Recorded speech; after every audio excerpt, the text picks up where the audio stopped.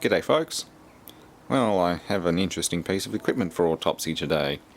Unfortunately I didn't get to it earlier because now it's a mangled mess, but this is part of a dental equipment setup. I'm guessing it's for photography. It's made by AGFA-Gevaert, Germany. It's a type 7586/100. F number is 1919, 220 volt, 50 hertz. It does have a power socket on it, so if it looks okay inside I might put power to it, although I doubt it'll really do much. There's no control stuff or anything. Pre-exposure lamp. They didn't even pre-exposure. They didn't spell that one correctly. Grey filter position. One, it's all in Roman numerals with an M mid setting. M, F, and 1, 2, 3, and 4. Interesting little unit. Shame it's so rough. I don't really know what all this is about. The rest of this is all missing. I'm sure someone will tell me what this is for. Looks like I can replace that paper on the drum. Certainly nicely made. It's made in the 70s. I found a label down here which says 27th of the 11th 1978 by Balder or someone like that. Yeah, definitely seen better days. I didn't even bother washing it. I was going to wash it down. It's like, nah, screw it, let's do it in the dirty, down and dirty Autopsy. Don't know what that does. That says L and that says F. Two different system selections, Giva Lux or Giva Rex. Don't know what that means. These are all to do with positions, I think, probably corresponding to the plugs on the back. Well, sorry, the switches. There's 1, 2, M, no, I'm not too sure. T minimum time, probably, yeah. Exposure time, perhaps. I'd say it's all dental photography. Probably for exposure rates or something like that. Yeah, that would correspond with the markings on the back, that's for sure. Anyway, I guess I better get some covers off. Looks like there's Phillips screws in there. This whole casing's alloy, so they can have all the bits back.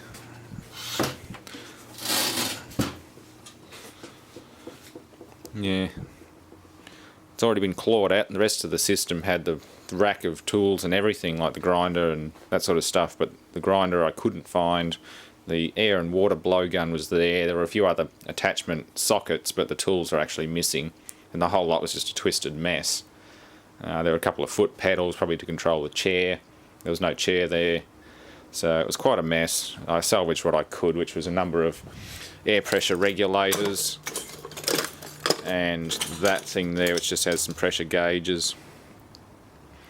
0 to 100 psi air pressure, which is good. I need more of these.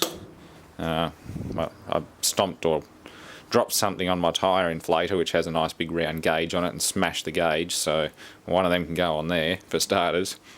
Definitely need a new pressure gauge on that one, but yeah, good stuff. But yeah, one of them was water pressure for the water blast, and the other one was air. Didn't see any vacuum stuff, or at least identify any vacuum lines, but they would have been there. They're probably the yellow hoses. It was blue for water, translucent for air, and I think yellow for waste, suction, that sort of thing. So anyway, let's rip this thing apart, at least partially. We'll get some of this done tonight. Okay, well I was thinking of powering it up, but there isn't really anything on here to do anything. There's no lamps, there's no display, there's no motors, nothing, so there's really no point in putting power to it, but especially since there's a mixture of 240 mains and low voltage stuff, and the whole backplane on here has been immersed in water recently, so I don't feel like tripping safety switches until I eventually get it to work. It's just a frustrating exercise.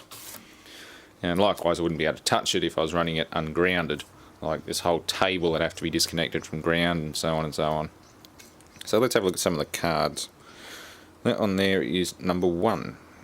Interesting little analog devices pack there. Looks like fully potted. 240 volt, 6.8 microfarad caps, axial caps, Texas Instruments ICs. Let's say UA741CN. Okay.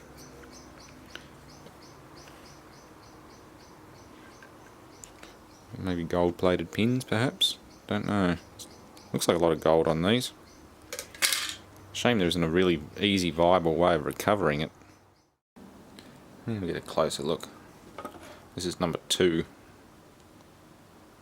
Motorola ICs.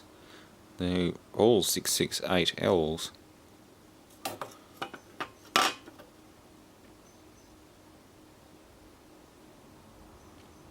Again, nicely made. Number 3.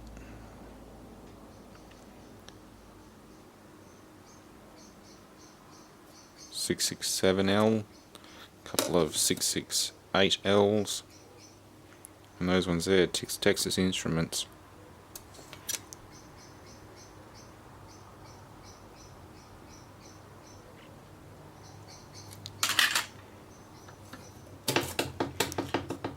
And then it says 10.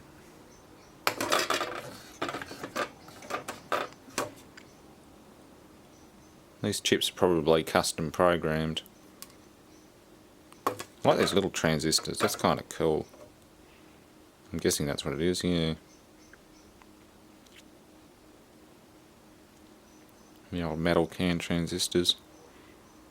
These cards are definitely nice. I'm not going to throw them away. More MC668Ls.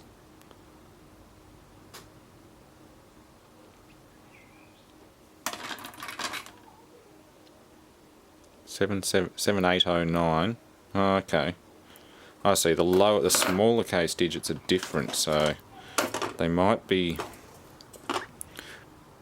the different revisions of that chip type. Yeah, I see.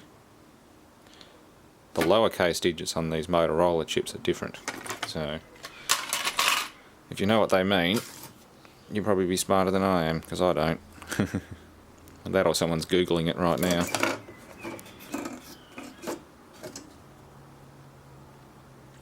Korea. A couple of small transistor things on there. Can barely make out the markings. Can't even. Again, looks like gold-plated leads on them.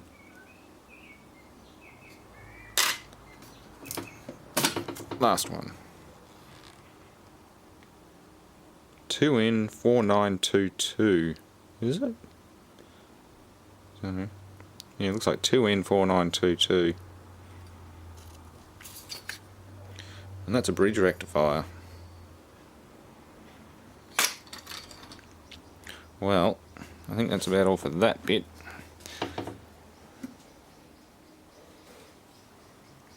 That's a big drum potentiometer for that. So there's a wiper inside there. A big box relay there, Siemens, 24 volt. Yep. Anyway, let's strip some more casing off. Alright, well, most of those pots were already partially severed from the board. Didn't take much, like a little bit of wiggle and the last pin would break and they come off, so most of them are a write-off, but these ones here are fairly well tied in, but they're all 20k, so I've got no idea what they'd be really usable for. I'll see if I can get this board out intact. Same with this thing here. It's kind of neat. Looks like there's more boards underneath. At least one anyway that's mounted on. I don't think there's much under that, but There's definitely that, and whatever's in there. There's also a board under the transformer. But I should be able to remove this back casing next and lift or flip it over and get all this stuff out of the back. But a lot of them are slotted screws, so that's going to be a slower task than using the cordless. That's not always the most successful with a slotted screwdriver bit. It's kind of a shame this thing's in such rough shape and the rest of the system's gone, because this thing's really nicely made. Like, really nicely made. I'm sure they do build stuff like this, probably for aviation and military, but this was just made as a dental photographic unit from what I can tell. I couldn't find any definitive resource on the web to tell me, but just the build quality of this thing is astounding. Even the wiring, it looks like it's spiral wrapped in insulation and then coated. It's just got that braided look to it, but it's coated in plastic, so it's like a coated braided solid wire. Yeah, it feels like solid. I'm tempted to tease some of this loom out and actually save some of it for smaller experiments, because at the moment I'm just stripping down Ethernet cable whenever I need a tiny little jumper wire, but this stuff is so much more well made. Yeah, I'll definitely be saving some of the cable, the back plane and the cards. The potentiometers aren't that crash hot. These switches are nice, they're all open contacts. I'll show them up closer once I get them out. They're the top panel switches, by the way. There's some nice fuse holders, socket for power filter, which is useless, and the back plane with some few trimmers and other crap on it. And this little board that's hiding underneath, where does he go? It feeds down through there and goes down into there. It's probably an adjustment thing, maybe for exposure lamp adjustment or something like that. But again, very well made. Tied wire. Yeah, it is. It's tied with twine and then coated with wax. It's like waxed twine. It's very nicely made. German made, back in the 70s. Incredible, West Germany. Okay, well that's an interesting find. I'm not sure what I've just found, but it looks like maybe a developer lamp or something. It's got glass over it and what look like little festoon bulbs. Not really sure. They're definitely light bulbs with red filters over them, so since that was under the bottom of this drum, I'd say this is probably your film developer. You feed it through over the lamp. I really don't know. Interesting piece of equipment. I'll definitely keep that. Well, I'll take it off the base, but the lamp assembly is definitely staying. Yeah, it's really strange. 2 leads going to it. I can only start adding a little bit of voltage at a time and see if they light up. I'm guessing it's just a red lamp. But anyway, that's kind of neat and completely unexpected.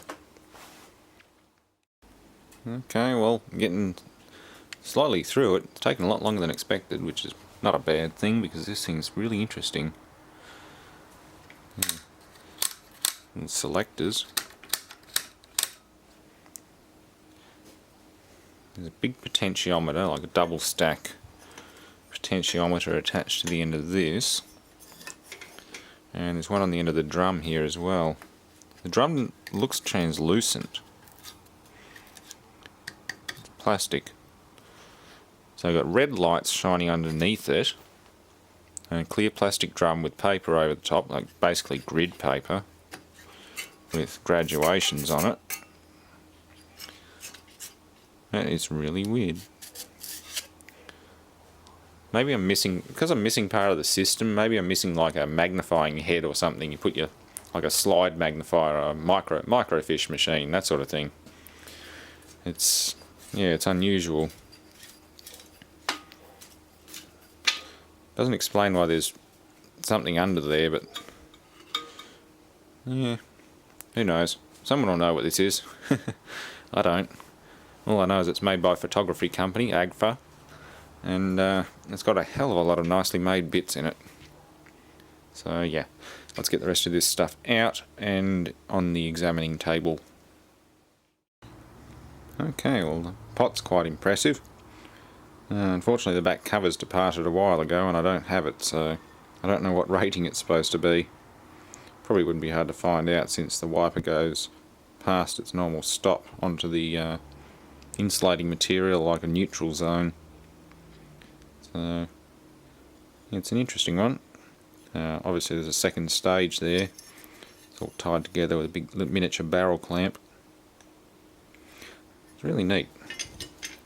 These switches are even more impressive. Like the rows of contacts in them.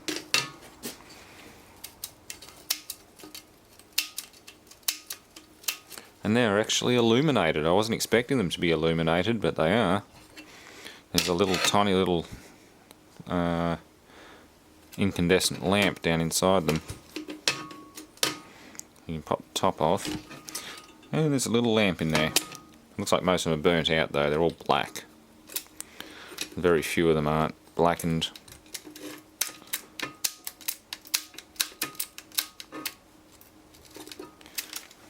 Rather impractical by today's standards, but then you do have a lot of contacts on them, so they're not too bad.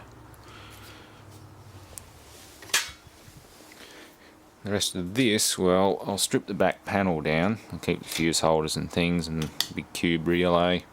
The rest of it's not much use. Transformer, I think it puts out about 20 volts AC, so roughly 24 after it's rectified. The rest of this, well, we'll strip that down, get into that one. The switches and things, most of these switches are busted, so they're not much use. The back ones aren't busted, so I'll keep them. They're nice hefty switches. The main switch, keep that one.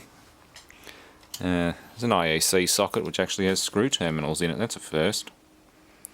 It's got proper, yeah, I'll keep that one. Most of them are you solder the tags on, and by the time you desolder it and resolder it, you've actually melted the socket itself. The new modern ones, you only get one chance at it, unless it's a really high quality one. But some of the cheaper ones, I've tried desoldering from them and they just melt. One's out of power supply. Computer power supplies aren't too bad, but I've found some which are just made out of shit plastic. And they just melt away. But I'm not a big fan of putting IECs on everything. It's a pain in the ass having to plug in, well they're good for plug and play, but having to rat up IEC leads every single time you want to plug something in. Sometimes it's best just to have a proper power lead on it. And there's a pot down there as well. Can't read that. Yeah. Anyway, let's continue. Okay, well that's the pot on the end of the drum. Not that there's much else to it really. So graduations, that sort of thing, and it's just a clear polycarbonate drum with metal ends.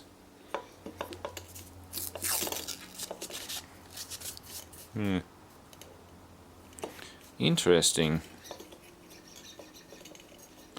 Old wire wound pot. 20k. Maybe input 1 watt perhaps.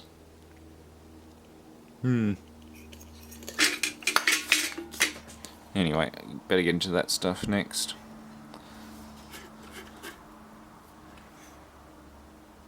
Not sure where they made one. Well, this should pretty much conclude this one. I'll strip the rest of them off a bit later, another day. But for now, I've got to go in and have some food. I'm starving. So, being a weeknight, it's gone on a lot longer than I was expecting, but it's all good. Yeah, there's a whole bunch of dead, damaged potentiometers. Again, they're all about 20k. Pretty much every pot that I've seen on this thing, like decent size ones, all 20k. So, yep. Interesting unit. If someone can tell me what it is, well, you earn yourself a cookie. It might be stale by the time you get there, but you can have a cookie. Thanks for watching, and stay tuned for much more.